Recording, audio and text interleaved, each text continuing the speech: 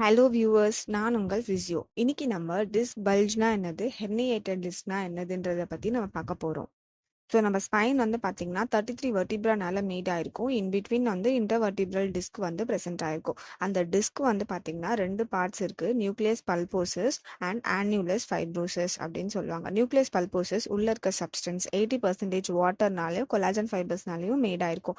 அதை சுற்றி இருக்க ஃபைபர்ஸ் பேர் ஆன்யூலஸ் fibrosus 7 to 15 layer of ஃபைபர்ஸ்னால mat ஆயிருக்கும். ஸோ இப்போ டிஸ்க் பல்ஜில் பார்த்தீங்கன்னா இந்த டிஸ்க் இருக்க நியூக்ளியஸ் பல்போசஸ் வந்து மைல்டாக பல்ஜ் ஆகி வெளியே வந்திருக்கும். ஆன்யுலஸ் ஃபைப்ரோசிஸ் வந்து இன்டாக்ட்ல தான் இருக்கும்.